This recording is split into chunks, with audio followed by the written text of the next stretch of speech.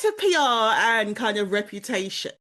So at the moment, there's quite a lot of talk about with the kind of advent of AI that PR is back in vogue, and media like whole PR is kind of back in vogue, and you need it because the LLMs are pulling from magazines and titles. So what do you think makes PR valuable nowadays? Your definition of PR there from the way you phrased that question being media relations, yeah? Hey, that probably is people's most traditional definition, even though I know it's not the right definition. Well, it's a very important distinction. But let's take that question in the way you phrase it and talk about media relations. Um, I've said for some time that I think the pendulum will swing back when people realise that they need that trusted gatekeeper, if you like, between what we're trying to say and what their audience wants to read. I was really hoping that would happen faster. I don't think it's happening yet, actually. Mm. Um, That's really interesting. because I thought it would happen with the national press. Okay, so let's take the national press as the example Yeah. and the whole freedom of speech thing. To my generation, we grew up thinking that freedom of speech was absolutely what we believed in. We'd have campaigned for it. We live in a democracy. Freedom of speech is what we want. Turns out we didn't want freedom of speech. What we actually wanted was a free press that was overseen with some moral compass, i.e., it had people whose values we fundamentally agreed with going, Yeah.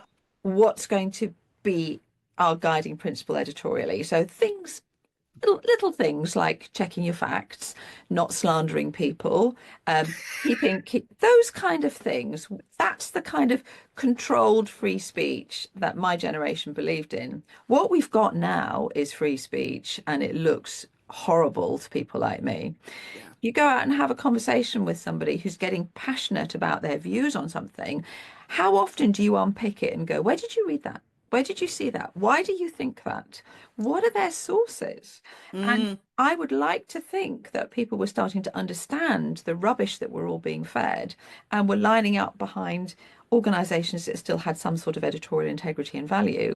But I'm not really seeing that at the moment. No. Remember, one of my interview questions for people that I used to employ was always, what newspapers do you read? Well, I've had to stop asking that question a long time ago. But I ask all my staff and people that we interview, where do you get your news from?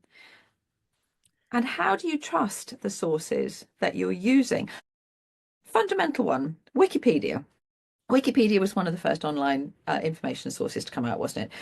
And all my team had Wikipedia at school, and they were all warned, don't use Wikipedia because it's not reliable. And we've all treated Wikipedia with a certain amount of skepticism ever since it's been around. Well, it says that on Wikipedia, but I better just check that first. Mm.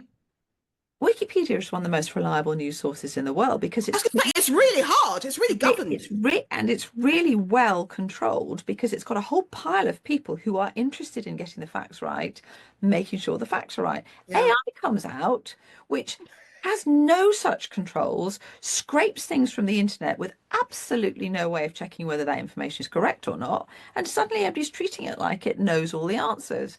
And it absolutely doesn't. We will all get tired of that eventually, and we will all start to see that all AI is doing is scraping the answer that it thinks you most want to see with absolutely no reason for you to assume that answer is correct. I would like to think that's the case. I'm not really seeing it yet.